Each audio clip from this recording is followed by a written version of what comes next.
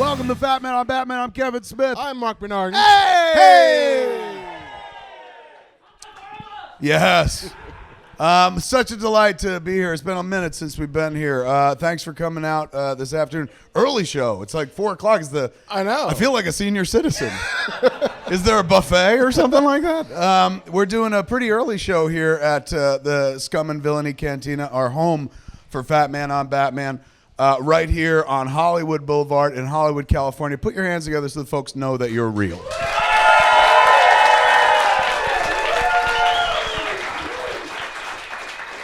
Okay, what have you been up to? I mean, I've been here. I don't know where you've been. I was making Flash. What? Yeah, I was working on Flash for the last month. It was fun. We had a really nice time. It was a good, funny episode. There's people are gonna see it and be like, "You fucking jumped the shark with this," but I don't. It's very funny. There's some witty shit in it. Some visual jokes. And I was delighted at how, like, it's my third time now doing a Flash. And I hadn't done one in a while. The last one I did was a Killer Frost episode last season. So it was almost like over a year between episodes that I did. And how, like, I always talk about, like, I don't know how to direct. You know, like, I'm a fucking idiot. But I do know how to direct. And, like, it's always surprises me when I'm like, oh, shit, I know how to do this. And I got us out, like, early and shit like that on some nights. Not because I'm, like, good, just because I'm like, I could put together a scene in my head where I'm like, we got that. Sometimes they get directors in that do, like, a lot of coverage, cover everything to death, use every lens in the kit. I'm like, 1 lens, 10 minutes, let's go, we're done, you know. So I was able to move things along, get people home early and stuff like that. We had a good week, and it's or a good few weeks. And it's a pretty fun episode, and I guess I could spoil it here. Don't tell anybody. Yeah, don't fucking share this. At one point, like, you know, I did my first episode of Flash, and they asked Jason Mewes to be in the episode. He was up in Vancouver, so I was like, he's always by my side, so he'll be there anyway, absolutely. So this time around, there's a scene that had 2 security guards in it. And so the writers of the episode, Kristen and Lauren, but Kristen Kim asked me specifically, she goes, we were wondering, like, do you think you and Jay would want to play the security guards? And I did, and honestly, I did not want to do it because I knew it required I wear pants. Like, there's only so far in the world I could take this outfit, and believe me, I've stretched it to its limit. Like, anywhere I go, I hosted a show for History Channel last week. I was wearing the fucking jersey with an H on it. You know, it's like, I treat my fucking jersey like a NASCAR car. You can just put all fucking stickers all over it. Brand me like shit and whatnot. But I knew if I was playing a part, like where I wasn't being me, I had to be like a security guard. I couldn't be the security guard in jorts. So, you know, they probably would cut that. So I knew I'd have to wear an outfit and shit, which included pants. So I was like, oh, fuck, I don't want to do it. But I knew if I said no, I'd never hear it from the other guy. I'd never hear the end of it. Because he'd be like, we had a chance to be on fucking Flash together and you didn't fucking take it. So I said, all right, we'll do it. And they suited us up like security guards. And for the first time, I think since my father died, I wore dress pants. And I looked at myself in the mirror and I was just like so fucking glad that I made Clerks, because if I had to like wear pants for a living, like I don't know if I could do it, man. Like, I just don't have a body built for pants. I really don't. So we shot a scene, Jason and I, where we play 2 security guards in the Flash, and it's not Jay and Silent Bob, but Jason speaks and I don't. So there you go. But it was fun, man. It was a good fucking time. So he's in that episode 17. It's called Nolan Annoyed. I'll let you know when it's happening. Nice. Yeah. You know, I mean, but you realize that security guards get booths to stand behind, right? Yeah, but it couldn't. We had to. The action called for us to be like out and exposed and stuff like that. But you're it the was director, weird. though, right? I was what? You're the director. You can be like, you know what? Let's change this. I'm gonna be behind with donuts. Yeah, Just chilling, right back here. I could have. I No should have. pants. The director has no fucking power in TV. All the power belongs to the producers, the creators, the writers, as you know. So even if I was like, my guy's standing behind a booth with donuts, they'd be like, no, he's not. Like, fucking put pants on, you know, and then I'd get into this whole ethical discussion with him. I don't want to. So it was weird. It was a weird moment where I realized something about myself, where I'm always like, I got no limits. I do have limits, and it's fucking pants. Like the moment I put pants on, I'm like powerless. I feel like when Samson cuts his hair and shit. Like I just can't do what I got to do. The jorts are like now a big part of the whole thing, I think. You're a liberated man, below the knee, literally. I guess, but at the same time, a slave to never not wearing pants. You know what I'm saying? Like there's something there. Like freedom, true freedom would be me pulling pants on and being like, I'm still a big boy, but like I can't do that. Nope. Sorry, man. As a person, Mark's like, we're not gonna fucking figure this out tonight, dude. As a person who wears pants on the regular, I don't have that much sympathy for you. Yeah. I'm just saying. You're one of those fucking sheep. I know.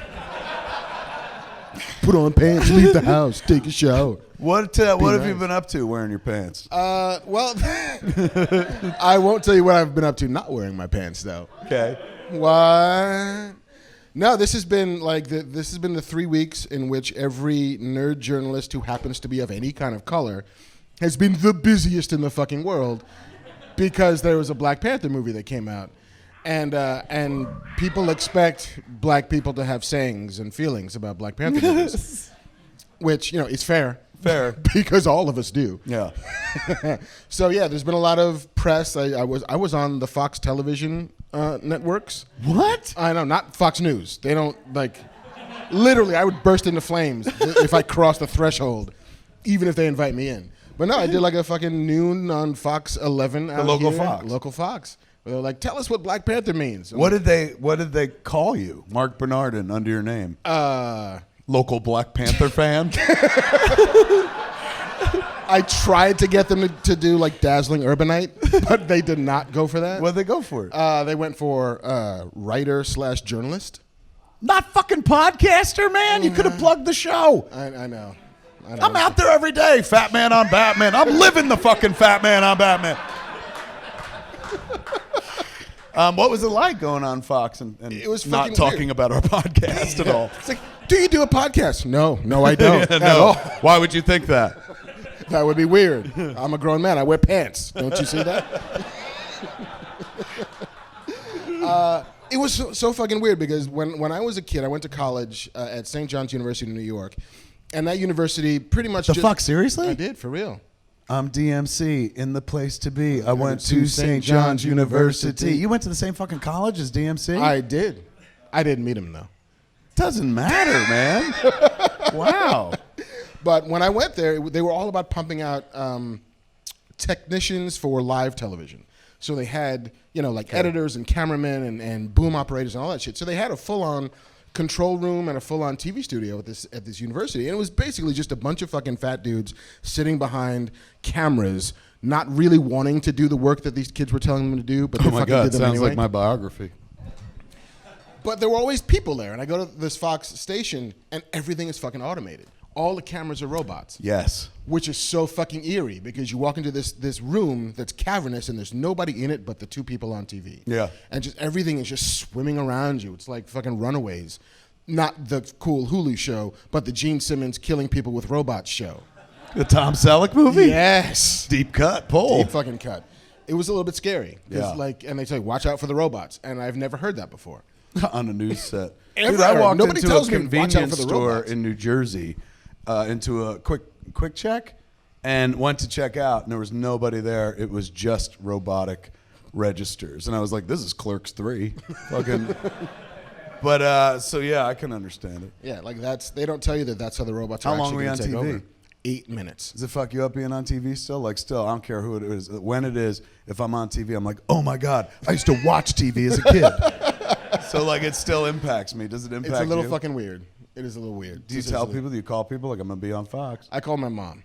Aww. Yeah. I do the same thing. I sent my mom a text about the History Channel show. I was like, watch this show. And she goes, that's too late. It was 11:30 at night. Yeah. She's never seen Comic Book Men either. I called my mom and then had to break the news that, well, no, you don't get that Fox. That Fox is a different Fox. Like, you get Ernie Anastas on Fox in New York. Right. I get other weird people who are kind of Latino here in L.A. Right. So Yeah. she can't watch this. No, but she can was watch proud, it though. online. Yeah.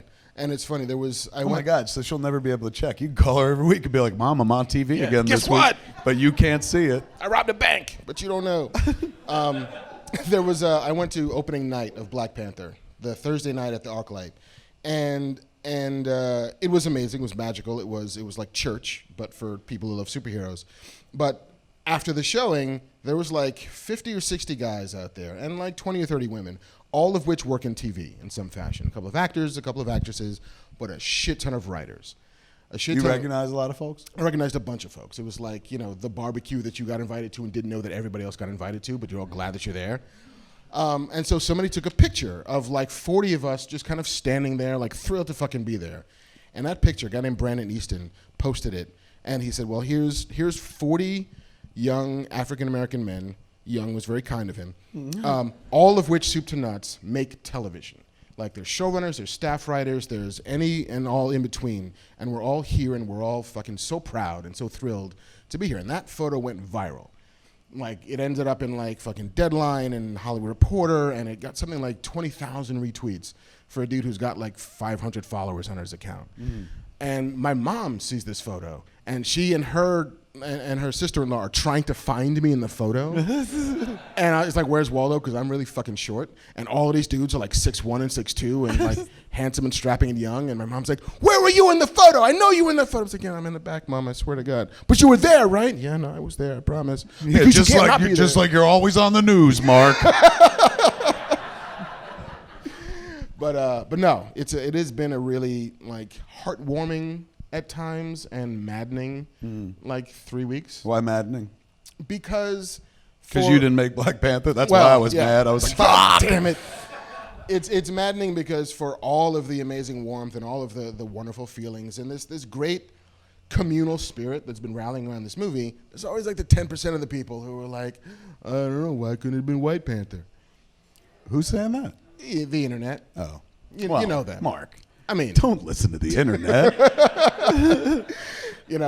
Last week we did a Black Panther roundtable here at the old Scum Villainy bar, and it was the Monday after the movie opened, and we had it was me and then a guy who wrote some Black Panther comic books and a couple of other black TV writers and producers, just kind of talking about the craft and the feeling and the what seems to be a movement around this movie.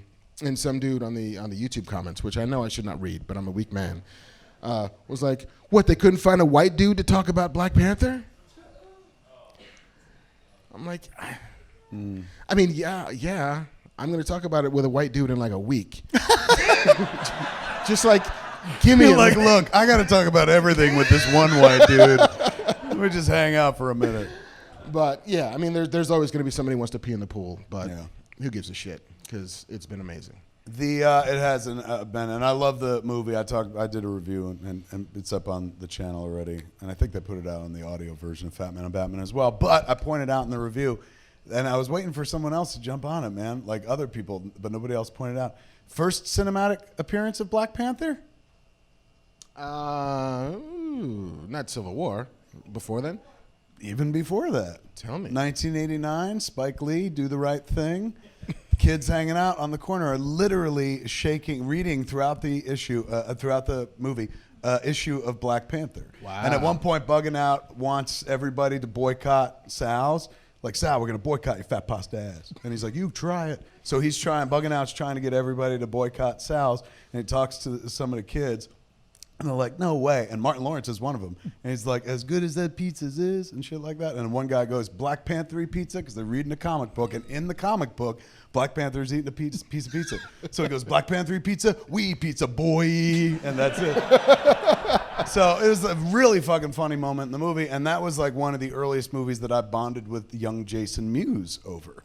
Like, I showed him Do the Right Thing, and he was like, oh, my God, this is hysterical. And then becomes very socially conscious at the end. And he's like, what happened? And I was like, that's film, And so we loved that fucking movie together, and we would always say that to each other for the last since Do the Right Thing was 89. So I don't know, we're coming up on, 40 years almost since that movie? 30 years, 40 years, 30 years. 30. 30, math. fuck. Whatever. Yeah, but since then, man, him and I have been saying, Black Panther pizza, we eat pizza, boy. And now there's a Black Panther movie. Everybody's saying it. You were there first. Yeah, man, we were there first. The first two white guys there. Sorry to crash your Black Panther party. I did, yes. Oh my God, it's a great line. I did see somebody on Twitter go, I won't see a superhero based on a terrorist group or something like that, thinking the Black Panthers. But that's somebody who doesn't use the internet correctly, because all you have to do is look up the dates and be like, oh, the comic came first, and then you can be comfortable, even if that was your one fucking way not to watch it. And also, the internet will tell you that the Black Panther Party was not a terrorist organization. They were community organizers. And they did as much good as they did anything else, and it was mostly good. Yeah. There's that, too. And, I was just going for the Jack Kirby, Stan Lee angle. Right. And the reason why there were so strict gun control laws is because the government was afraid of the Black Panthers because they bought a lot of guns, and they were like, hey, so we should have laws restricting people buying guns because of black people buying guns. FYI, the internet told me this. I don't know, but it's true. Took us on a history lesson. We tapped a vein, man. I know. I should get a shirt that has a big H on it too. Yes. Oh my God, you should. All right. Do we have anything else to get to before we go? I don't know. Did you like the movie? I loved it. Did you not see my review? I saw there was a review. Yes, I did. I loved it. I gushed for a long time. I wanted to be here in the presence of you and find out what you thought of it. For the fucking. What did you expect? I expect you. I texted you. I'm like, dude, I fucking love this movie. And you were like, I love this movie too. And yes. Like, what's your problem with it? And I told him my problem with it. And half an hour later, he's like, would you stop telling me what your problem with it is? What was your problem? Is that you just want to talk about your problems with Black Panther? No, I love Black Panther. What was your problem with it? That I am less moved by T'Challa as I wish I was. So you do have a problem with it? I wasn't fucking around. Neither was I. I loved it. I know. Okay, wait. Lay that out. My problem with the movie is that T'Challa as your hero has no real dramatic urgency. He doesn't want anything. Hold on. He wants to be king. And he is king 10 minutes into the movie. Credits. And you left early. That is efficient, Ryan Coogler. Well done. It's a $200 million short film. Yeah, that's amazing. Wait, so that don't count? It does. He doesn't do anything to become. Yes, he beats M'Baku, but it's like he was going to be king. Yeah. He gets to be king. And then it's, oh shit, now I'm not king. That's like an hour and 10 minutes into the movie when he loses. Spoilers. You guys all saw it, right? I don't want to fuck anybody's day up if you were going to go after this. You're right.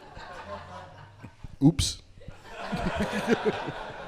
I'm trying to outthink it, but you're right. I guess he doesn't. Yeah. And so for much of the movie, it's like, I need to preserve the Wakandan way of life, and I got to keep the status quo status, and I just got to go along to get along. I don't want to do anything. And then he finds out his dad was a little bit of a liar, and his dad did some fucked up dad shit.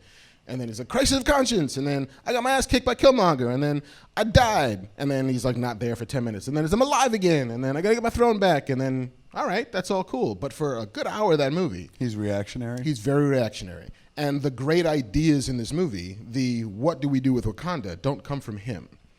Killmonger's idea is let Wakanda have an empire. Let's rule. Let's bring our wealth and our science and our everything into the world and let's fucking take over. Nakia's like, we could do outreach. We could save refugees. We could heal the world. We could do it the right way. We could do it the Wakandan way. And to both of those, T'Challa's like, nah. I remember that moment. Yeah, he's like, nah, man, that's fucked up. And then he's like, actually, though, yeah. And that's his big dramatic turn. Is that by the end, he's like, let's build an outreach center. You guys were right. I was a little bit wrong. We'll name it in honor of Eric, Killmonger Hall. Like, change the name, man. Change the name. Yeah. So that was your beef. I didn't bump into that at all. Yeah. My beef was just I wanted him to... Wait.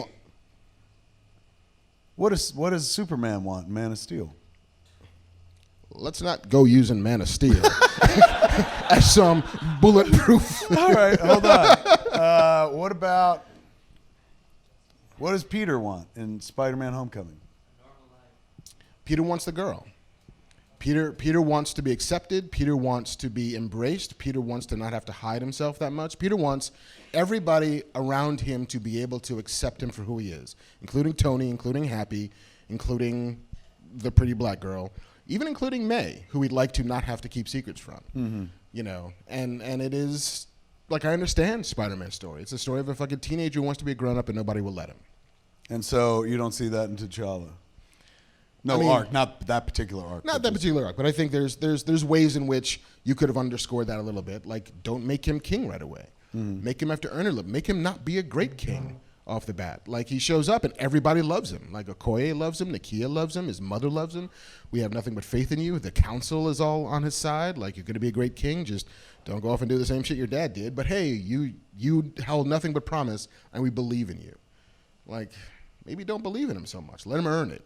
Let him earn it. Instead of that first fight with M'Baku when he gets crowned king, what if that's a funeral for T'Chaka?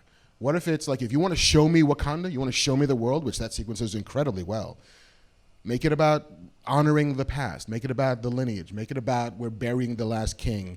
And then the next time when he challenges and Killmonger challenges, that's when he's going to be crowned king. And he loses. Like, then he's got some, like, rising action. He's got something he's trying to do. He's trying to prove himself to everybody around him and fails at proving himself until the very end when he earns the crown. Right. That I kind of buy. Not again that I fucking dislike the movie. I love this movie. You're just improving it as always. I'm just tinkering. Yeah, I don't know. I mean, look, I'd watch that version too, but I didn't bump into that as much on this. And I've seen it 3 fucking times. It's not like I'm drawing a line in the sand that I'm not going to go see it. And it's not like you saying anything is going to hurt this movie, man. This movie can't be fucking stopped. It has already made $548 million worldwide. This is what, day 9? Day 9. Good It Lord. will be the 4th film in history to make $100 million in its second weekend. Oh, really? Yeah. That's true. Wow. Which is fucking nuts. So there's a good chance. So that's worldwide? That's domestic. The 5 is just domestic? The 5 is worldwide. The $100 million in the second weekend, domestic. So there's a good chance that it could maybe hit $1 billion. I think there's almost no way it doesn't at this point. It's even bigger than Wonder Woman. Wonder Woman got to what, 800 million? Yeah. And it didn't open in China yet. Yeah. Is China going to be a tough sell? Maybe, maybe not. Like, fantasy, oddly, seems to be a tough sell in China. They seem to have a weird issue with black people, but I don't know. In that everywhere else, the poster was of Chadwick Boseman, and then in China, it's Black Panther with a mask on. Because they're like, well, maybe if we don't show you his face, you won't know that the Black Panther's a black guy. I don't know, maybe. I hadn't thought of that. I just thought it was just like, look, some cats want to see the Black Panther. There he is. All right, well, fuck. But yeah, it's all good things. You're not going to ruin the movie for me. Fuck you, Marc Bernardin. Listen. I'm going Wakanda forever. I enjoyed it. I talked about it on the podcast. One of my favorite moments, the moment that made me well up, was I thought Michael B. Jordan's villain, Killmonger, was one of the most fully realized villains in a Marvel movie yet, where you're like, I understand that fucking arc. Like, on one hand, you're like, oh, you vile creature. But at the same hand, you're like, well, of course this happens. Like, you know, and there is nobility behind, like, why can't we release this to the world? Why are we sitting on this and blah, blah, blah. It's complicated. It's not as simple as, like, I hate this mustache twirling villain and shit like that. He's got levels to him. But when spoilers, when he, you know, takes over and then he takes the root and then lays down, they bury him in the sand, and then he goes to see his dad. T'Challa went to see his dad, and his dad, like, he hugged his dad, and there was like emotion, deep emotion, and they talked like buddies and shit, and they were right in the same place. When he went to see his dad, there was a distance, and it was like broken. It was so heartbreaking because his dad goes, no tears for me. And he's just like, you know, everybody dies or something like that. Oh, it was so sad. Like, you realize, like, this is what happens because this kid's dad was killed and he was left behind on a fucking park in Oakland and stuff. Really powerful moment that you never really see in a comic book movie. It's pretty wonderful. There's so much depth to this movie. Yeah. Like, somebody hit me on the Twitters today and was like, he retweeted this thing that some dude said, which is, do you realize that the climactic fight of this movie takes place with 2 black guys literally on an underground railroad?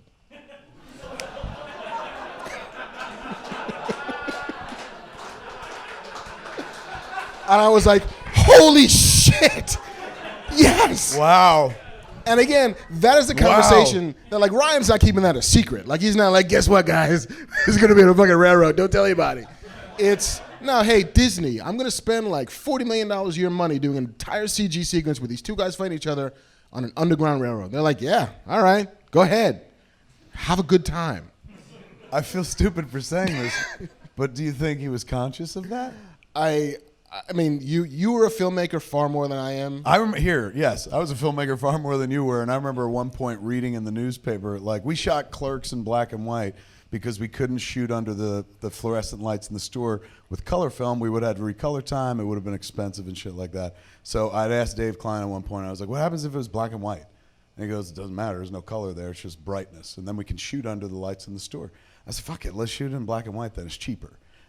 So when the movie was done, we took it out into the world. One of the first reviews written about it was just like, the movie is shot in black and white as if from the perspective of the security camera in the store.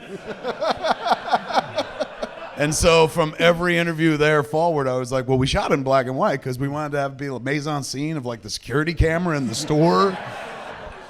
So I never thought of that. I read somebody smarter than me thought of it, and I stole it and shit. Do you think that was layered in there? I think so. I think I was That's watching. fucking deep cuts. That's clever. Vanity Fair had this sequence where it was like Ryan Coogler analyzing a particular scene of his movie, and so he had like the fucking telestrator, like he's doing like. I saw that. And he's talking about the color story that he's telling in the movie is the casino sequence, and so Nakia and T'Challa and Okoye are walking into this casino in Busan, South Korea. And Nakia's wearing green, and T'Challa's wearing black, and Okoye's wearing red. And he's like, well, those are the three colors of the Pan-African flag. Green, black, and red. It's like, come on, motherfucker. You're not telling me a story in the costuming. No, in the costuming. It's like in the sequence when she rips off her wig, like the wig representing the sort of Western world and the way people sort of subdue their own cultural specificity. And so she rips off the wig and flings it into the face of her oppressor and then punches him in the wig. Like, that shit ain't by accident. That is all intentional. None of it's by accident. And so the fact that it's on an underground Dude, railroad. that dude's a really good filmmaker. He is not fucking around. Because I've been doing it for a quarter of a century, and I'm like, oh, you can do that? Like, that's very layered and textured. Yeah. And I did read today that the composer, a guy named Ludwig Göransson, I think his name is, the sweetest of Swedes guys, had scored. He wrote music for a 4-hour cut of that movie. I read that somewhere. Yeah. So somewhere There's a long ass cut. there's a long fucking cut. And How long was this? Do you know? 2:15. 2:14. It didn't feel that. No. It didn't feel long at all. It kind of moves. It moved very well. But yeah, like there's absolutely a world in which we get a 4-hour cut of this movie, all with like original music. And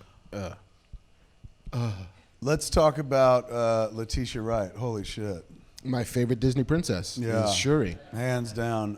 In the comics, she becomes Black Panther at one point. Yeah. I mean, I hope they do that for a minute or two in the sequel. She was wonderful, and the brains of the operation, Totally. and the heart of the operation. I mean, and fucking the laughs too. I call them sneakers. What are those? Yes. Well, I mean, I talked about it a little bit when I did my little review and we talked about it, that there is absolutely a world in which when RDJ bows out of the Marvel Cinematic Universe, which will happen at some point. Yeah. That if you need a hyper-intelligent, super brilliant inventor / action hero, I mean, she could outbuild that armor in the comics. In a minute. It's Riri. It's Riri Williams. But so. now what you're saying is there's a world where they're like, why not let Shuri be? Seriously. What do they call Riri's character? Ironheart. Ironheart. Ironheart. So yeah, sure, Riri Williams. Fuck yes. Yeah, man, she was wonderful. What a find, and fun to watch. Somebody who seems to be having a good time while doing their job. Hell yeah. And just kind of all brightness and sunshine. Who else did I like in that movie? I mean, the cast was great across the boards, but I know he's revered as like, he fucking did Gollum, you idiot, but I wasn't a fucking Lord of the Rings guy or anything like that. But this was like the real, like, first kind of, oh, I get it, for Andy Serkis moment for me as an actor, not just the guy wearing the green suit and making Planet of the Apes and stuff. He was fucking good, man, and he was having a blast. Like, he seemed to be enjoying the shit out of his part, as fucking quick as it was. Spoilers. There needs to be the Ulysses Claw SoundCloud link. Yes. Because I would listen to that shit right now. It was great. Get in the SoundCloud link. When's the next one? So the next flick we're looking forward to is Avengers?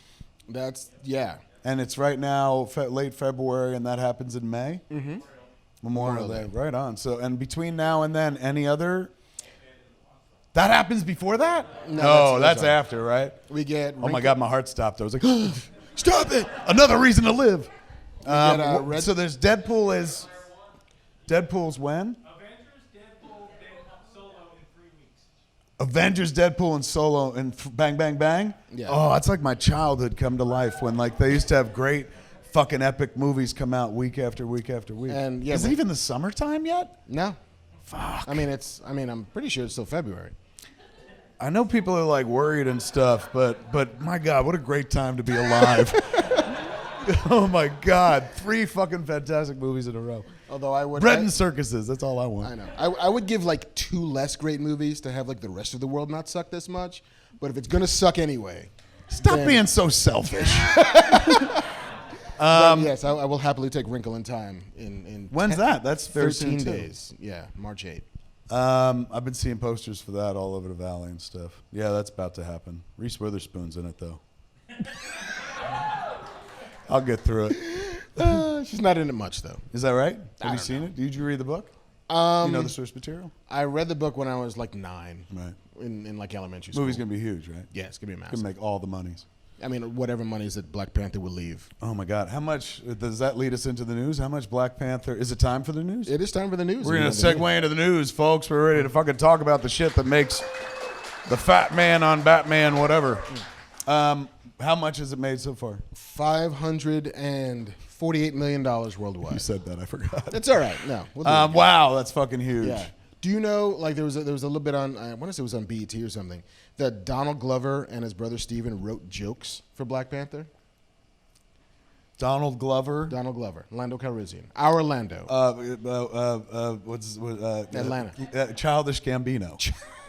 Childish Gambino. Really? Yeah. Yeah. Like, I will read you the isn't he quote. writing like a Deadpool cartoon right He's now? writing a Deadpool cartoon. He just finished Atlanta God, season this guy 2. is talented and he's all over the joint. Yeah, he said Ryan was gracious enough to be like, will you take a look at the script? He told Entertainment Tonight. Marvel locks things down, so we didn't have as much time as he wanted. They had a couple of hours to punch out some jokes. And there are so many fucking laugh lines in that movie that are so like, don't scare me like that, colonizer. Colonizer was a nice way to say white person. Yeah. It was pretty good. Yeah. Smart. So, I mean, yes. You bring me another broken white boy. Another broken white boy. It was delightful.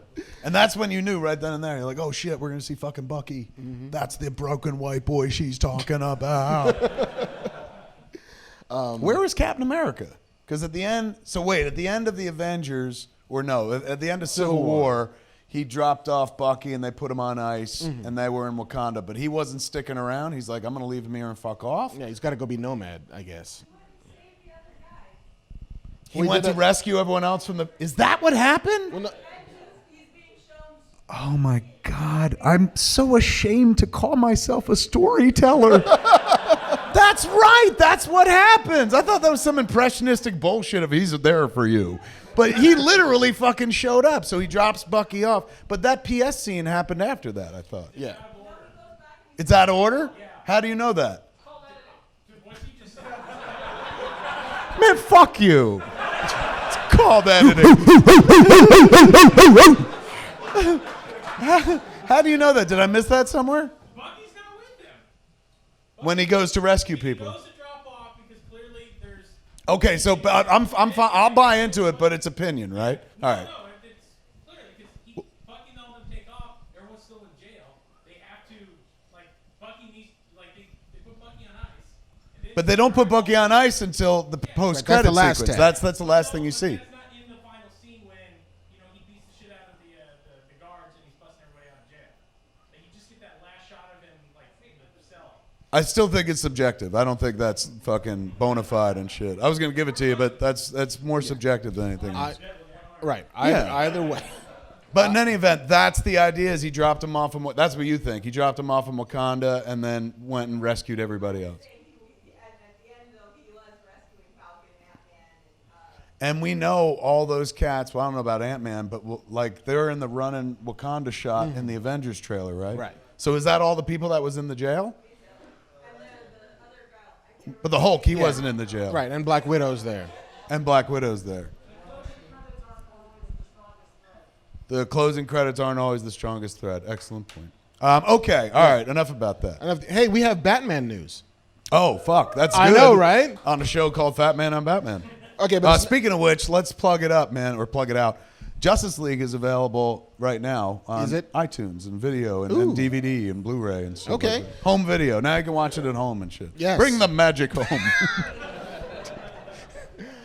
I could say so many things. I'm not gonna though. I'm gonna be a good boy. I'm trying to think if I got a story to tell or don't I got a story to tell. Nah, maybe not yet. I'll wait one more time. So you And got then to I'll come have a back story to March tell. 6th to hear the story he's gonna tell. We'll see. I don't know. We'll see what happens. It's weird. You're so fucking coy. It's like I got a story to tell. I'm gonna tell that story. I But was- maybe I'll there tell have the been- story. I won't there tell have that been story. there have been 2 times where I was first asked to go be the host of or fucking moderator for 2 Warner Brothers events. Small, not like premieres or anything like that, but definitely like with full cast involved and stuff. And twice now, like it's been kicked back at the last minute, which means somebody high up is like, "Fuck him." He does that podcast. And I've been trying to think, like, what if I ever fucking, like, if anything, I'm always blowing these Warner Brothers movies. I mean, they're blowing them, but I'm blowing them. You know what I'm saying? Like, so I you know, you're the guy that's always like, they fucking stink. I know. So maybe you're getting me in fucking trouble. Guilty by association. It might be. I'm sorry. Because I'm always the one that's holding out hope. And I was like, yeah, well, The Flash was fast, you know, and shit like that. By the way, I'm going to be moderating a Justice League panel. At the Be amazing. Okay, so what yeah. is the Batman news? Well, it's not really Batman news. It's Batgirl news. Do you remember about a year ago, they said, hey, we're making a Batgirl movie. And Joss Whedon is going to write and direct it. That was like after they announced like he was going to fill in for Zack Snyder, thank you, on Justice League. Yeah. And they fucking big fanfare, and everybody was like, hey, he did Buffy, and also, but he also did like Black Widow and uncomfortable shit to that character. But Buffy though, right? There was some level of excitement. There was some level of ambivalence. It's not happening anymore. He walked away. He walked away. And there was much rejoicing. There is a I guess blurring of the lines whether he walked away or whether it was a mutual firing. Here, man, the optics just aren't good on a guy doing a movie about a heroine anymore. Like now that who directed Patty Jenkins has directed Wonder Woman, it's like, there you go. How about you give a movie about a superhero woman to a woman to make? Like, there's a novel approach. So that just feels right. You know, it's like, and you know, I'm sure there's a bunch of people on the internet that'll make the argument like, how about the best person gets the job or whatever? Well, how about we'll find out when they give that movie to somebody and they make it and it turns into something. But like, why not, after years and years of the same people directing these movies, give it to somebody new? That makes sense. I hope it was Joss stepping away going like, you know what? Fuck it, it ain't worth it. I mean, he also said, I don't have a story to tell. After a year. Right. He couldn't figure out a Batgirl story to tell. Which may have been like a nice way of being like, maybe I should back away from this. You know what I'm Right. saying? I don't know. I mean, look, let's be honest. It's not like Justice League made people happy or something. Like, you fixed it and shit like that. I think that there was a story based on this story about him dropping out of Batgirl that I read on Twitter. Now we're being specious because I don't have documents to back it up. But you can look it up on Twitter. Zack Snyder liked some story about Joss dropping out of Batgirl, which fed fuel to the fire to another story that's been quietly building lately, which is he didn't step away from Justice League. He was fired. Right. And was not happy about Joss coming in and finishing it. Yeah, I think There goes that third Warner Brothers gig that I was hoping to get. I didn't say anything. That's I'm just true. reading the news. Maybe that's what I'm in trouble for, being gossipy and shit. But I didn't write it. I read that online. Yeah. It had never occurred to me that maybe, like, because based on the story we were presented, you know, Zach was like, I'm stepping away for really great reasons. But it sounds like maybe that wasn't the case. And I think that also some of it is wrapped in the idea that Zach has been somewhat removed out of the power structure of DC Films when he at one point seemed to be the architect and is now absolutely not anymore. And it's funny because out of this came this amazing Twitter thread where Roxanne Gay, writer, author, also written some Black Panther comics, tweets out, hey, DC, I have a Batgirl story to tell. And the first response to that was from a VP at Warner Brothers, like, for real, email me. Oh, it's awesome. And, you know, the idea... So was it a Warner Brothers VP or DC it was a Warner Brothers... It was Warner Brothers Warner VP. Brothers, good. Yeah. So that means movie. It sounded That like, means give her a movie. comic book. It's like, no, give her a it's movie. like, I want to write a movie. And, again, the idea that like, do I have a Batgirl story to tell? Probably not. I could find one in a year. I'm just saying. Because, there's a bunch of comic books that I could read and be like, just do that one. Right. Batgirl Year One is amazing. Just do that one. But yeah, in the climate that we're in the world that we're currently living in, then absolutely we should see what a Batgirl story told by a woman feels like and what it looks like. If it has Wonder Woman and Patty Jenkins taught us nothing, it's like, there you go. Yeah. And hey, fucking hire somebody to do it, and if they do it and it doesn't work out right, hire somebody else. Like, try it. But the excuse to not try it anymore doesn't seem to be valid. Absolutely true. The director from Ladybug or Lady Bird? Greta Gerwig. Greta Gerwig? Could be a what? Good choice. Good choice. Fucking A. Hell yeah. She's a lady. She's a lady. I mean, she puts it on Front Street. It's right there in the title of the movie. It's very true. Yeah, man. It's a job that's up for grabs. I'll be curious to see who gets it. But either way, I fucking can't wait to see that. It's a good idea to make a Batgirl movie. Hell yeah. Good idea to make a Batwoman series too, man. Like they can go deep on Batwoman.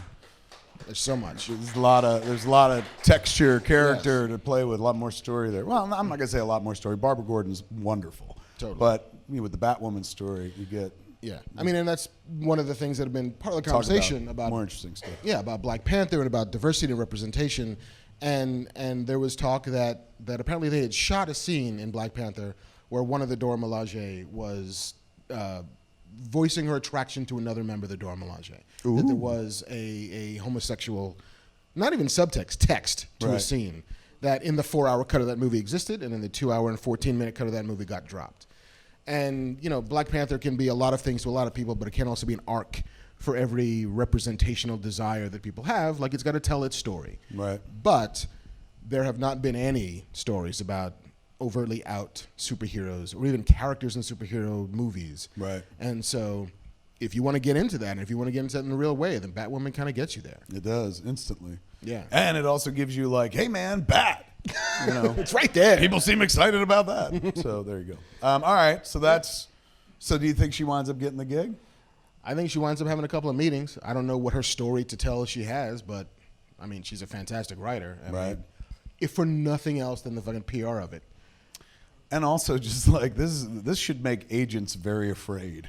Because if talent could just like reach out to a studio in the void and be like, hey, I'll do it. They'll be like, okay, come on and talk. You've just eliminated the middleman or a woman. That was 10% for what? Yeah, exactly. Interesting. In other Joss Whedon news, while he's not writing a Batgirl movie anymore, he is going to be writing Buffy again. As a series, as a movie, as a comic book, as a comic book. He had written the Buffy the Vampire Slayer book for Dark Horse for a couple of years with other writers in between here and there, and then Brian Lynch, I believe, is one of them. Brian Lynch is one of them. Christos Gage is one of them. Yeah, there's a bunch of guys who had been part of that little baby writers' room, and so he's returning to the Buffy comic books to write blah blah blah blah blah. Season 12, The Reckoning, for Dark Horse. Look at that. He gets to play with his toys again. Yeah, since the other people won't let him play with their toys. Yeah. He has his own toys. He does have his own toys. I can respect that. Yeah. You were a big Buffy person? I was not. a huge fucking Buffy person. Were you? Yeah, massive. I'll tell you this much. It has shaped fucking episodic adventure television ever since then because they still use terms that they implemented in Buffy, in the Buffy's writer room, Buffy writers room, that they do on Flash and Supergirl. Totally. They still talk about the big bad. They still talk about they're still following that same structure. Yeah. And it's, not to say that it's bulletproof, but it works and it keeps working for a reason. Yeah. I never watched Smallville. What did they do? I don't know. Same? Monster of the Week? But was there not to be talking into what the was Buffy, for lack of a better description, smarter because it did something else besides Monster of the Week? There was also Clark Kent's alien aspect, and he feels isolated. So Smallville was pretty smart too. I mean, for Smallville. There was the Lex relationship involved too. Yeah, that was layered. Did you watch Smallville? Not really. Jason Mewes is a huge Smallville fan.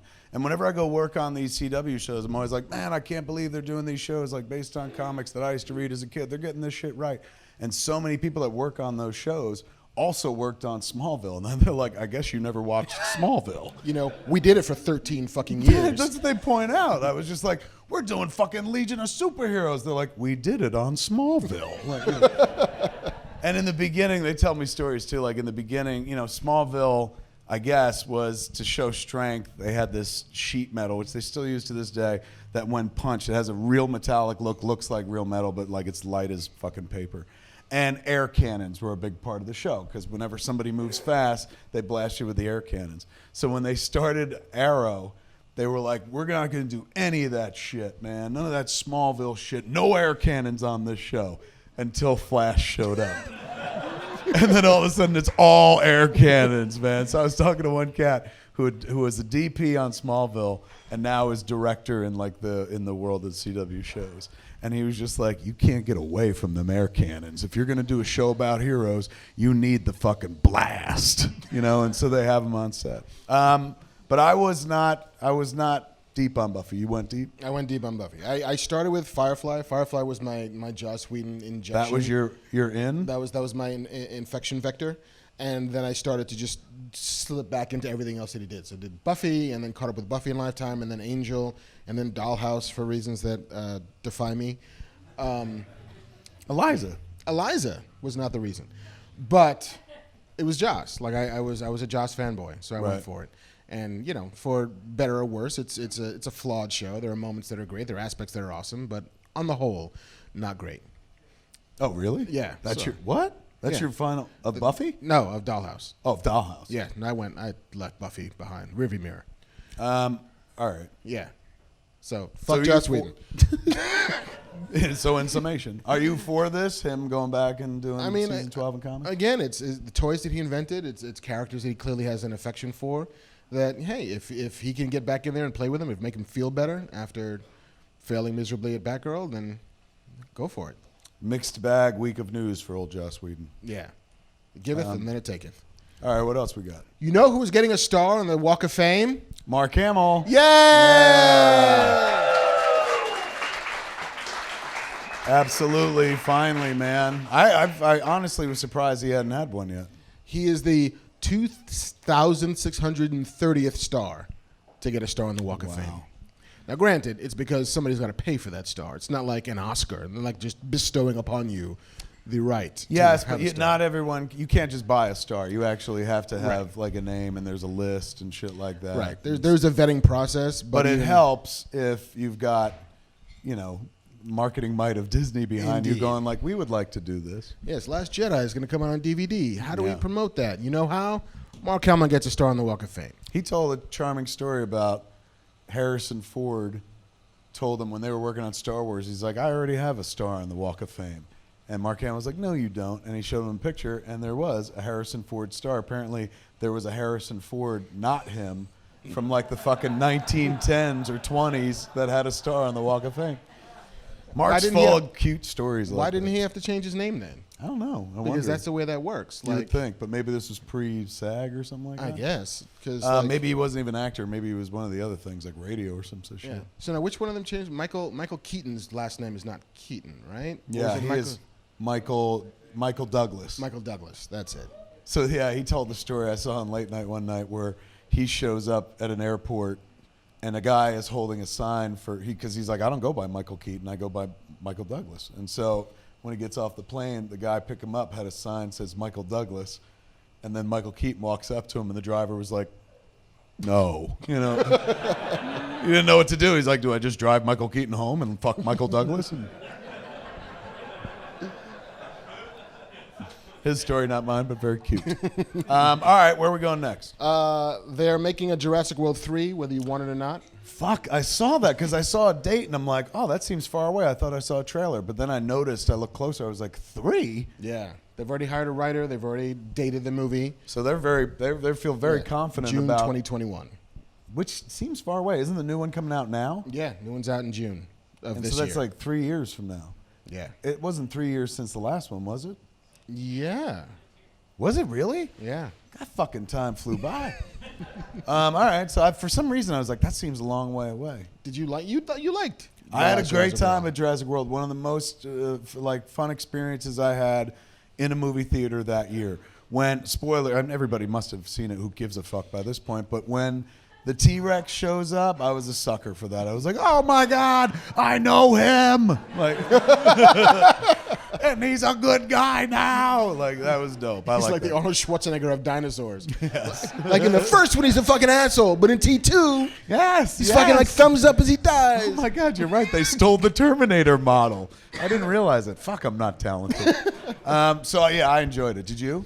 I did, but I fully recognized that it was like weaponized nostalgia. Yes. It was literally like, I'm okay. That was in the same year as Force Awakens. yeah, like every trailer for Jurassic World was just the fucking John Williams music and like the decapitated, decrepit gate of Jurassic Park. I'm like, no, I know, I'm going. I'm okay. but with I know that. why. Yeah, it's all fucking trickery, right? It's all cinema magic. So if your magic trick's that good, where I'm like, yeah, I'll go again, and I know what you're doing. I know you're playing the heartstrings of my youth, but fuck it. Like anything that makes me feel like I felt in a movie theater when I was a kid gets my fucking vote. Like that's why I love the Marvel movies. They remind me of going to see Star Wars and fucking Raiders of the Lost Ark, like movies where I was so deeply invested in some shit. Like, and I'm an adult now. I'm a grown ass man. I shouldn't give a fuck. But I'm like, oh my God, do you know that fucking Black Panther was really, the ending was different? And fuck, I almost believed what that guy said. And now I believe what she said. And neither of them fucking know. But it's just a theory and shit. So I'm deeply invested in entertaining movies that make me feel like a kid again. Marvel's crushing it. Justice League did not make me feel like a kid, but it made me happy to see characters that I've loved since childhood up on the screen. Did you see that Marc Millar had this little, he did some interview. I think we're wrong. It's Mark Miller. Is it Miller? Yeah. I want to give him the Millar Because it sounds the like AR. UK. But because it has an AR, but it's pronounced Miller. I mean, whatever, He's man. my boss. I got to get it right. I just turned Miller. in my first issue of Hit Girl, which is entitled Hit Girl. Well, you know what? I can't give it the time. Maybe they want to give it out. But it's fun. And I was kind of nervous about sending it to Marc because he's the only person that's really handled that character. It's his child. And now others are. Like Jeff Lemire is doing Hit Girl in Canada before my arc. And he liked it. He tweeted about fucking digging it and stuff. Bless you. I like it. It turned out pretty good. Yeah. I mean, he had some quote where he talked about why Marvel Cinematic Universe seems to be working in the DC's extended cinematic universe isn't. What'd he say? He said that DC heroes are inherently uncinematic. Explain that. I mean, fucking, we've had multiple Superman franchises and multiple Batman franchises, so he has to back that up. What does that mean? He thinks that Batman is the only one of them that feels cinematic to him because it's the story for him. Cinematic, I think, seems to mean human. Okay. In a way, and so Batman's story is very grounded in humanity. Okay. Whereas kind of everything else is either gods or aliens or things that are not tethered to the real world, and so the real world is for him more attuned to be in cinema. Now, I suppose he didn't take into account that Thor's an alien and the Incredible Hulk is whatever and Loki's a god. All of those things seem to apply both. Right. And he's catching a fair amount of flack on the internet for it. People are like, fuck yeah. You don't know what you're talking about, Marc Miller. Yeah.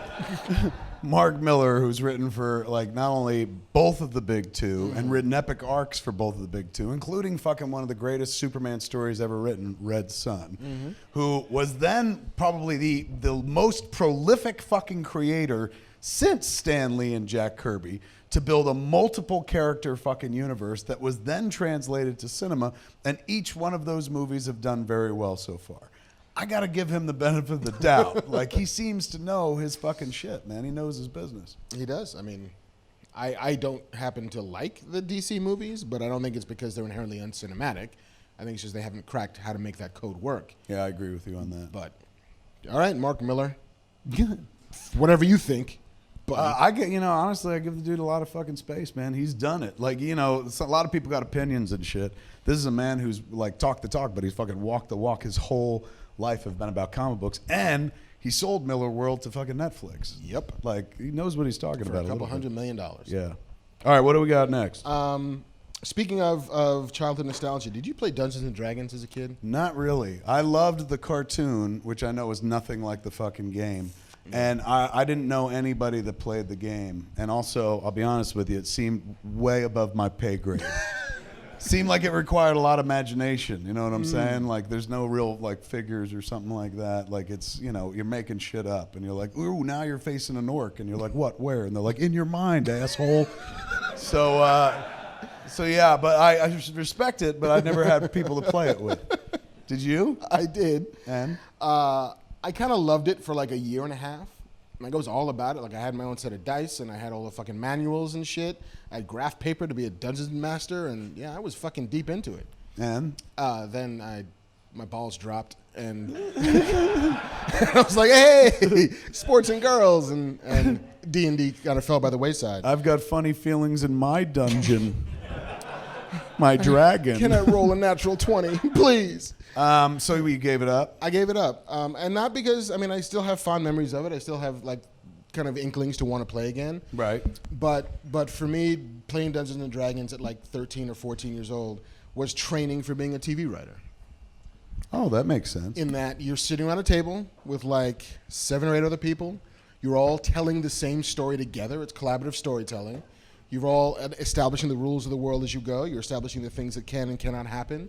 You're helping to tell the story together. And that is, in a very real way, all that TV writing is. It's just sitting in a room around a table with a bunch of people being like, hey, what do we do next? What can we do next? That makes sense. And Yeah. isn't Dan Harmon, he's a big, like, Dungeons and Dragons guy? Yeah. And he's a big showrunner as well. There's a secret club of Hollywood Dungeons and Dragons players that I'm not a member of, but, you know, I'd like to be. They're not going to let you be if you're like, I gave it up when my balls came into the picture. Maybe they will, though. I don't know. But they're making a Dungeons and Dragons movie. Didn't they do this once before? They've made a couple of, like, adjacent movies. Right. Like, there's a Mazes and Monsters thing, I think. Rona Jaffe's Mazes and Monsters, the TV movie with Tom Hanks, where he's the dungeon master gone crazy. Mm-hmm. That is fucking genius. I remember watching that shit because he was on Bosom Buddies, and I loved Bosom Buddies. This is before Tom Hanks was like fucking Tom Hanks. And he plays the nut bar fucking Dungeons and Dragons player that like tries to kill all his friends. I remember that movie, man. But that's not Dungeons and Dragons. No. But Mazes and Monsters was a pretty good rip-off name, though. Not so bad. They did make a D&D movie with Jeremy Irons, I think, with a bad guy. That's what I remember. Not I that remember long. Jeremy Irons Like in a 10 years ago. Dungeon and Dragons movie. But here is the thing that will be of interest to you. Chris McKay, who did the Lego Batman movie, is going to direct the Dungeons and Dragons movie. Oh, I like the Lego Batman movie. I thought he did fucking great. All right, so Yeah. look, it seems like it's a deep well. I mean, it's not as written as, say, you know, George R.R. Martin's universe, which makes it so easily adaptable. Not easy, but adaptable for the HBO show for Game of Thrones.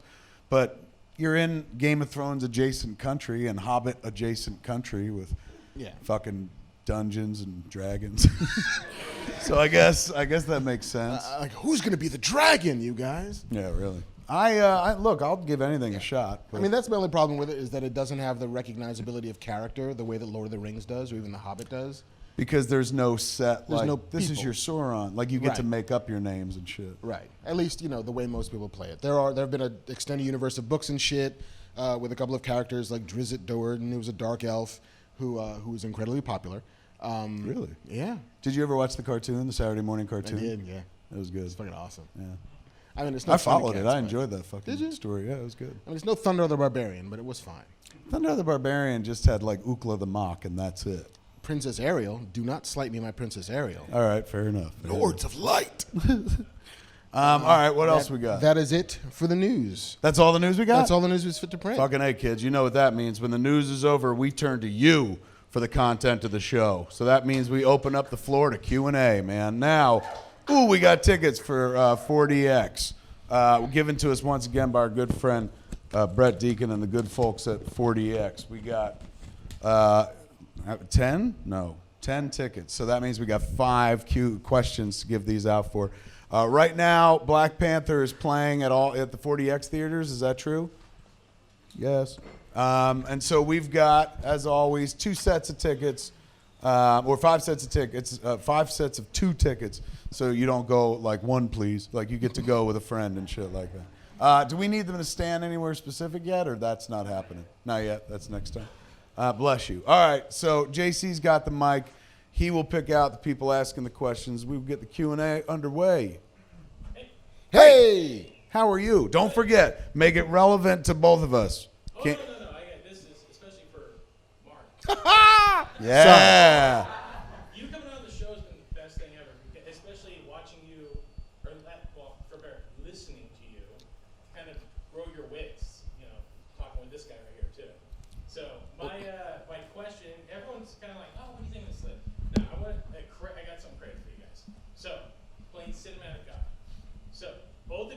are in a room, and Naked? possibly.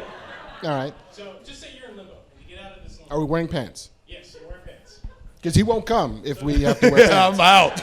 I'm out of this room if I got to wear pants. Personal health, so what happens to get out of there? All right. So say let's just say it's dead, but instead of chess, he's a executive, and you two are given a choice. You have to reboot a particular comic book film, but only from this time frame, from post Keaton Batman, pre-Blade. So any of the possibly crap to good in between there. So you got Rocketeer, you got the Phantom, you got the two Schumacher films, you got Steel. Oh, I would do the Rocketeer in a heartbeat. I love the Rocketeer. But although, honestly, like, that movie's so wonderful, you wouldn't need to redo it. But in a world where you just want to make more, you could start that again. But I loved it. That was Joe Johnston, right? With the whole chase sequence that he wanted in there that he never got. He never got that chase sequence. There was a whole chase sequence he had going through old time Hollywood that he was chasing a bunch of gangsters through, and Disney's like, nope. It's just too expensive. Yeah, it's a budget thing. Yeah. Fuck. Yeah, but that lends itself, or lent itself certainly to a movie treatment, like the Rocket Pack and shit like that. So if that was a choice, I would pick that. Tank Girl? Ooh. I still think, I mean, I don't love that movie. I love that comic book to death. Rachel Talalay directed Rachel the Talalay. movie. I think there's parts of that movie that I do really like, but it was too early for its time. It didn't have the tech to make it happen, and I don't think they had the sort of the balls, or maybe the wrong word. They didn't feel safe enough to push the humor and to push the tone of it as far as it needed to go. So I think that, yeah, that would be, for me, yeah, I'd really want to see another Tank Girl movie. A real quick question. Can I ask you a quick question? Yes. Years ago, I think this was when News and Ski was still around. 'Kay. They announced you had like 3 scripts you're working on. And one of them has always been intriguing to me. It was called, I think it was Ranger Danger and the Danger Rangers. Yes. Whatever happened to that? I wrote half of it. I never finished it. Because I got into that space where I was like, I'm not making movies anymore. And I took like 3 years off. I was like, I'm retired. And then all of a sudden I was like, I want to make a walrus movie. And then people were like, I thought you were fucking retired, you know. But it got lost there in the shuffle. One day, perhaps. Was there like, did you get like any inclination? I don't want, because just if I do it. But it's very much like, let me see, what could I compare it to? Well, I would have said The Last Starfighter, but I guess that's what Future Man is, right? To some degree. Aren't they doing The Last Starfighter on Future Man? Because they couldn't get the rights to The Last Starfighter. Is that what happened? Yeah. I remember on the set of Zack and Miri Make a Porno, I was pitching Rogan on Ranger Danger, and he goes, oh my God, I've always wanted to remake Last Starfighter. And I was like, really? He's like, I fucking love that movie. I think it could totally work today, especially like video games are huge now. So I didn't know that part. Like when I saw Future Man, I was like, oh shit, he finally fucking did it. But I didn't know it was because they couldn't get Like that. I think they went straight at Last Starfighter, and the screenwriter still holds the rights and wouldn't give him up. Really? Not to Spielberg. Spielberg wanted to produce a remake, and he said no. Why? I think maybe he's a dick. Or just really rich. Or just really rich, or really just loves it to death and doesn't want anybody else to monkey with it. I Which, love The Last Starfighter. It's still, I don't know if it holds up. I haven't seen it in a while, I'll be honest with you. But does it hold up? Who's seen it recently? Does it? Fuck, that movie works. So I love you, Alex Rogan. Oh my God. It made you want to spend time in an arcade, that movie. Because you're like, what if Zor needs me to fight the Kodan Armada? It made Trailer Park Living look so good. That's true. It was a trailer park movie. All right, man, that got, give it got up his for him. He tickets. got his tickets. That was a great question. Where are we going next, JC? Hi. So with the finally getting rid of a little bit of whitewashing in Hollywood, we are getting black representation now. We think like next would be some Asian representation. So with people like Ghost in the Shell still going to Scarlett Johansson and all these other things, what would be the Asian superhero movie that you would like to see come out next? I would love, one of my favorite things in the world is Lone Wolf and Cub. This super long running manga that Kazuo Kazushi and I forget the other name. But it's wonderful. It's like 22 volumes of samurai execution and beheadings and a father and his son sort of walking through the wilderness, being angry at everything, including God and the Buddha. And if you meet the Buddha, kill the Buddha. I think that to be able to tell a story that deep and that broad and that wide on the same kind of canvas that you can tell Game of Thrones on would be amazing. And I'm also here for a Ninja Scroll movie if they ever make one. I'm gonna go a little deeper cuts, and it's Marvel oriented. Marvel has a character, Shang-Chi, Master of Kung Fu, and in the 70s the character was fucking huge, but they haven't been able to like lift him out because he's got a great, like, he's tied in, bless you, with a lot of Marvel characters over history and stuff. But his is it his father or his greatest enemy or both is Fu Manchu, and that character is owned by somebody else.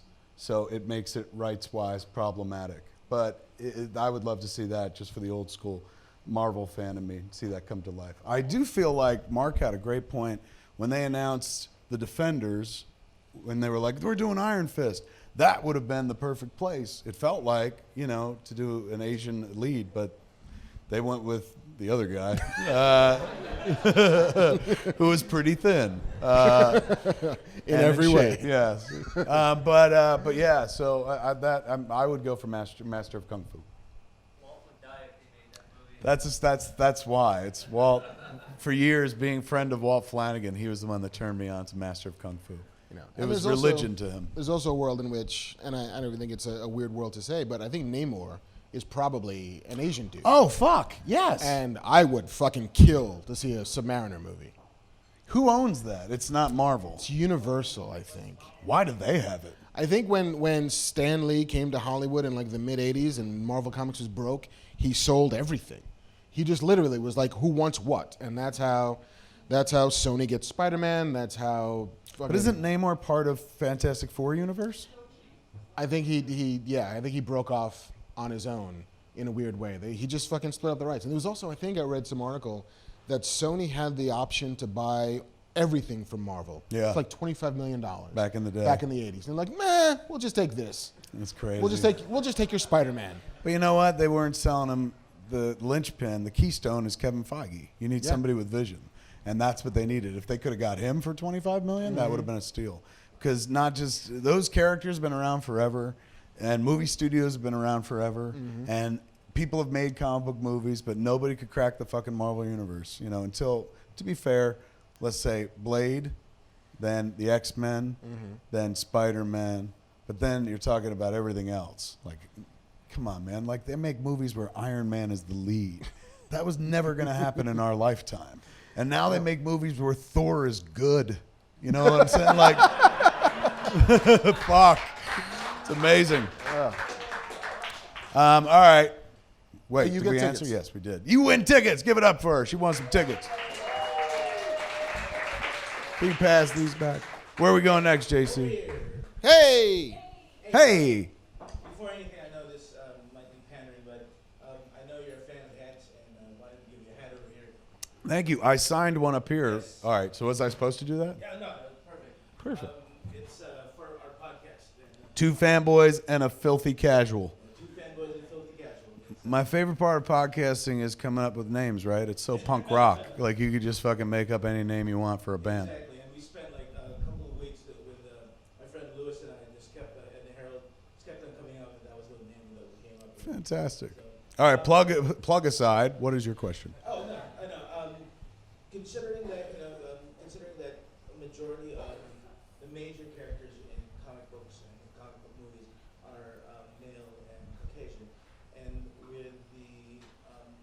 with all these strong women characters, all these minority characters coming out, I was wondering, what do you think is going to be the future in the next couple of years for movies and comic books? Is there going to be a swell of more minority characters, more female characters, or do you think it's going to be something that's going to happen in the far future? I think like it'd be ridiculous after the year of Wonder Woman and Black Panther for them to be like, we got to see if women and black people like movies.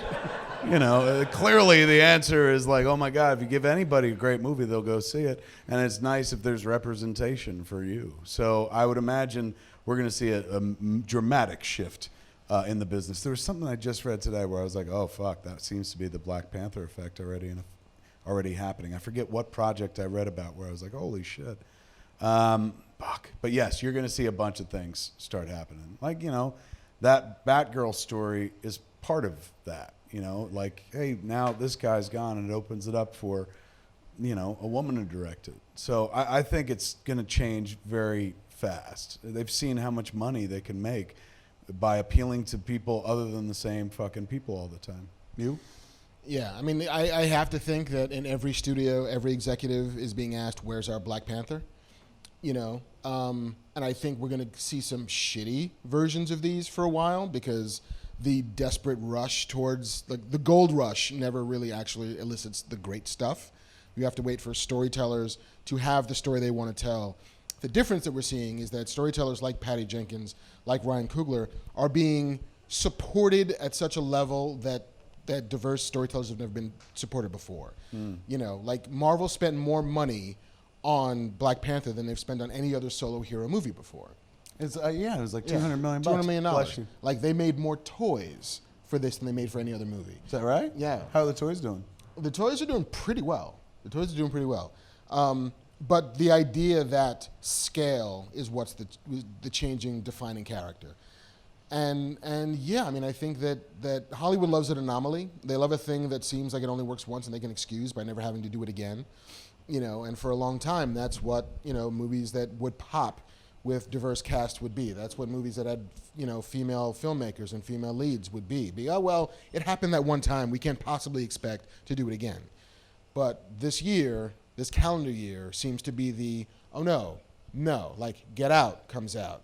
Wonder Woman comes out. Thor Ragnarok comes out. Fucking Black Panther comes out. Each one of these movies are making hundreds and hundreds of millions of dollars that they didn't expect them to. It's no longer we can't explain it, we can't possibly duplicate it. It's like, no, you totally can.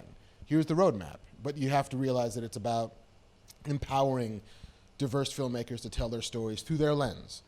Because you look at Black Panther, that is a story that only Ryan Coogler could have told.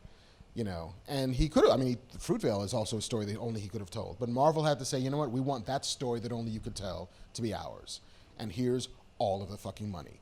Pixar has to say, we want to make Coco. You know who's going to direct Coco? That story artist over there who's never made a movie before, but he knows what the story is. So that dude gets to make that movie. That dude gets all of Pixar's fucking resources and all of Disney's marketing muscle behind it, and it makes $600 million worldwide. And you get to show people who've never seen themselves that way before what that looks like. And they reward that with cash. And that, at the end of the day, is what Hollywood respects the most. That's the color they love. They love green. Give it up, man.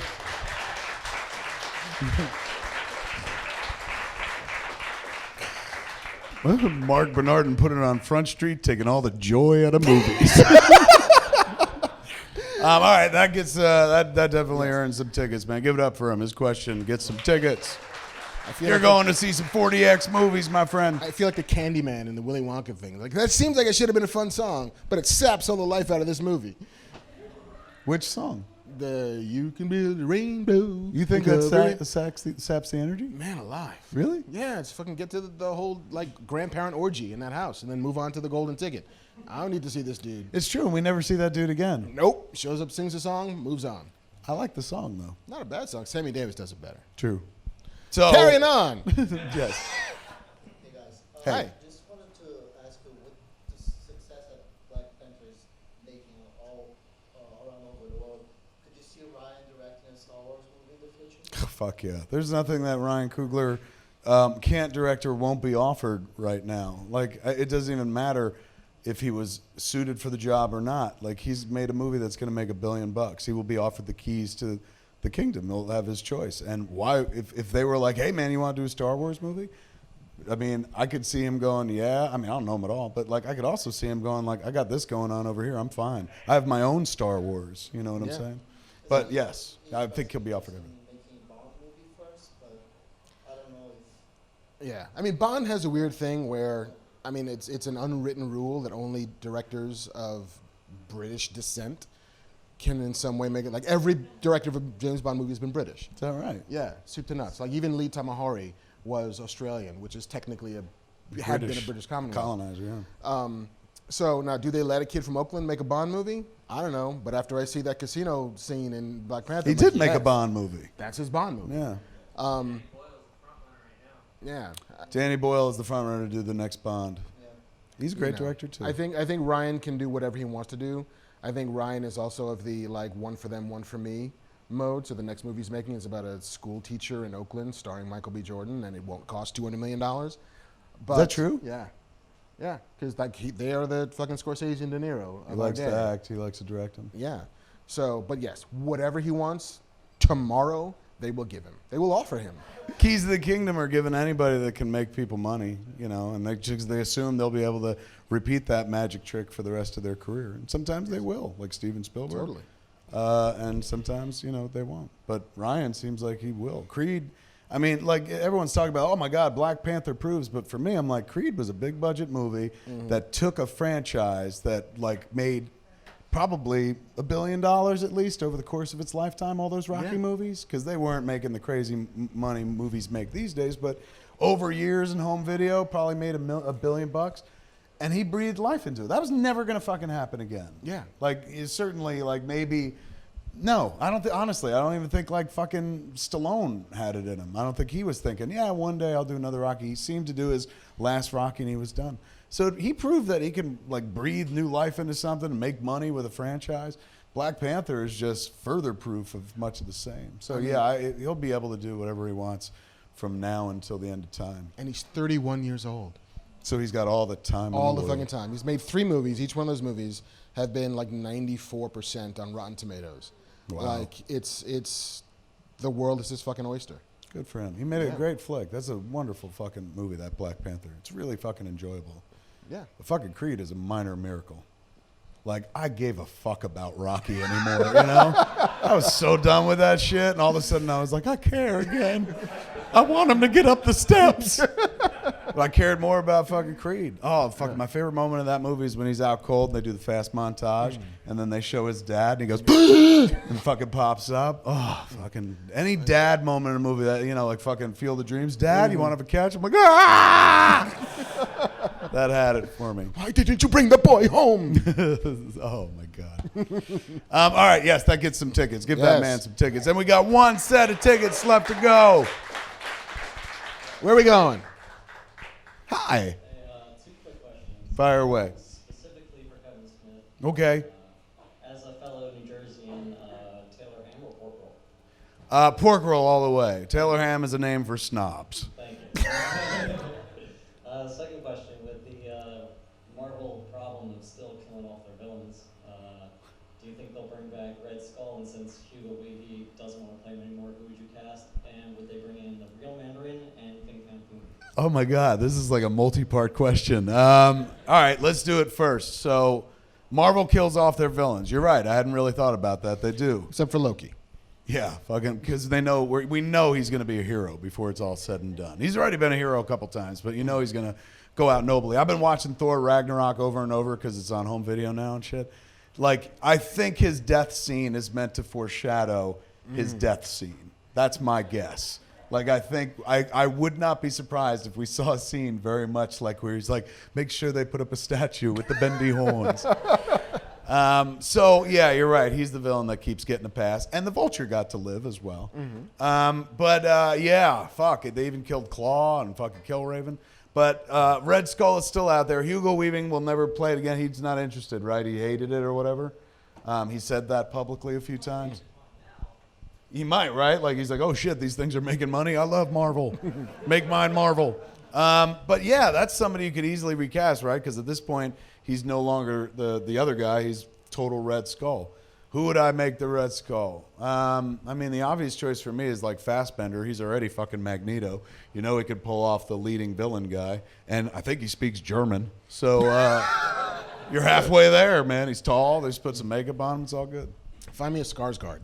There's got to be like Peter Skarsgård. Yeah, Alexander Bill. Skarsgård. That Bill who played the clown. Pennywise is fucking tall, too. I met him at Sundance, and he was like a head taller than me. I had to look up at him. Yeah. So he could totally be that guy, too. He's on the Castle Rock show. And he's got a very expressive face as well. He's on the Castle Rock show. He's on the Castle Rock show. When does that start?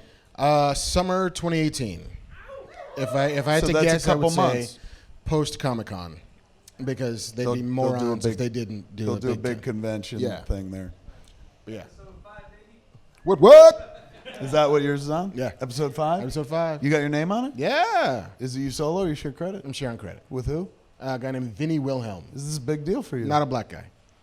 Is that how you look at people in life? That's how they look at me, man. Is that your first? You've had your name on Yeah. TV credits before, but That this is is a big deal. This is a big deal. Stephen King thing. It's a whole fucking thing. Part of the writer's room from the Yeah, jump baby. and stuff. It's huge, man. It's fucking huge. Hopefully more leads to more. Are they talking about doing Knock on another wood. season? They haven't talked about it yet, but if I had to guess, an educated guess, I would say yes.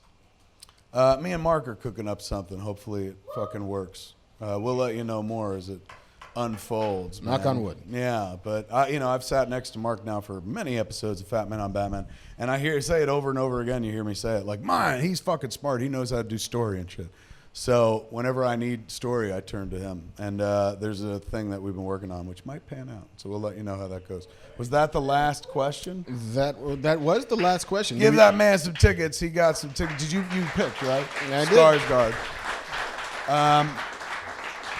Did we answer them all? Yes, it was the final one was who would play him. That was every. And okay. And who were the last two? Mandarin and Fing Fang Foom. Okay, so will they ever do the real Mandarin as opposed to the one that we saw in Iron Man 3? And they hinted at it in that little cut scene they put on the DVD where, what's his name, Sam Rockwell went to jail or something like that? Or what's his name, Ben Kingsley went to jail and Sam Rockwell was in jail, and then somebody mentioned something about the real Mandarin. Right. I don't know, man. I mean, they're certainly not going to do it with Robert Downey Jr. I think Tony Stark's time is limited. I don't think we're never gonna see another series of Iron Man movies where he's the guy. It's what it feels like. They keep warning us, get ready. Everyone's gonna fucking die. Avengers.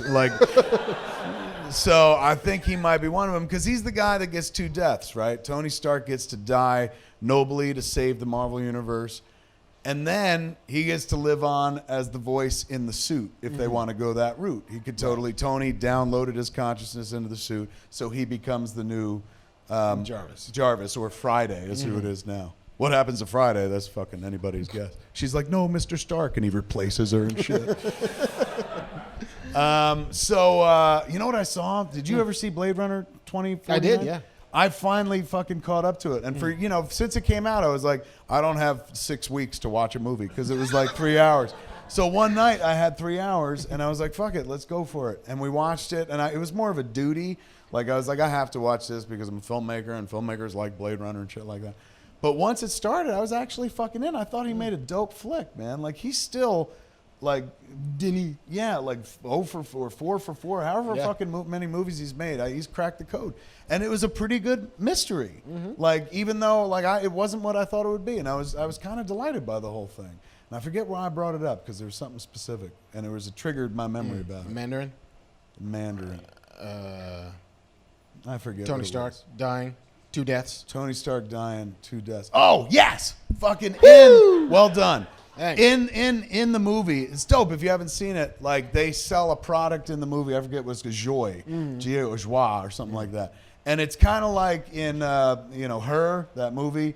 He had the digital assistant who was always in his ear, but she's a holograph form that comes to life and like can talk to him and stuff like that. But she's a program. But the more time you spend with the program, the more she knows you, so the more realistic she becomes and stuff like that.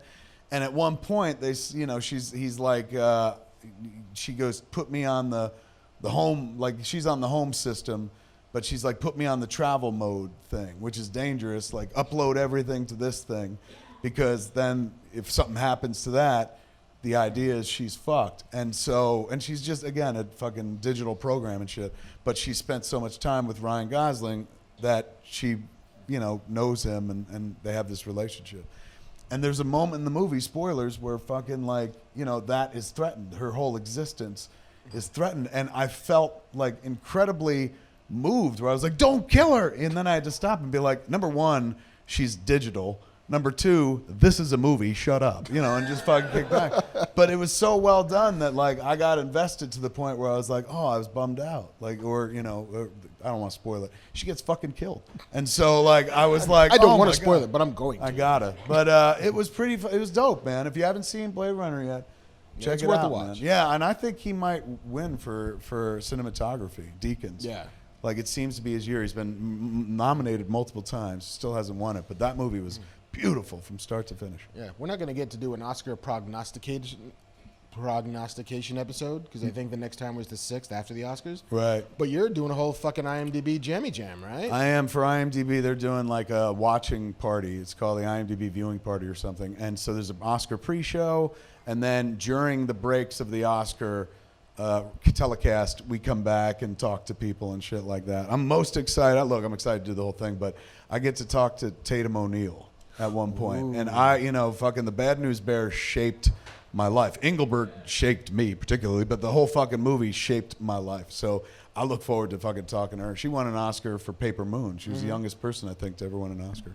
So there's a bunch of people we'll be talking to that night between breaks, and then after the show, there's like a wrap-up stuff. But it's going to be good, and to the point where I cut my hair because I was growing it out really, really long for like the last year.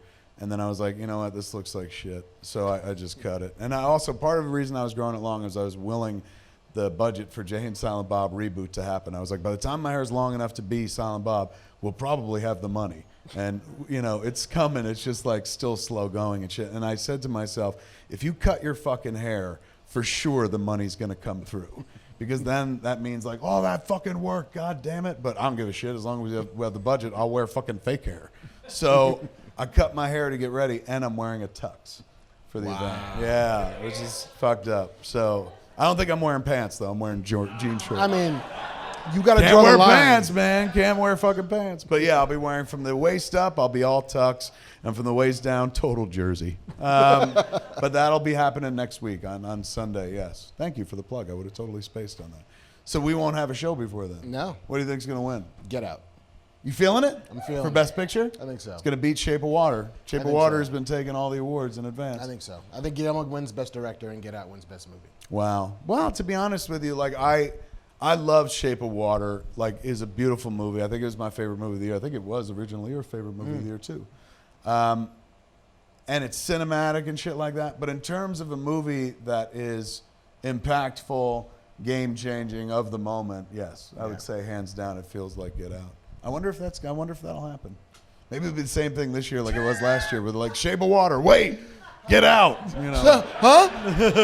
No, I for want real. that Get Out. every fucking year at the Oscars now, where somebody's like, "We won," and they're like, "No, you didn't. Get off the fucking stage."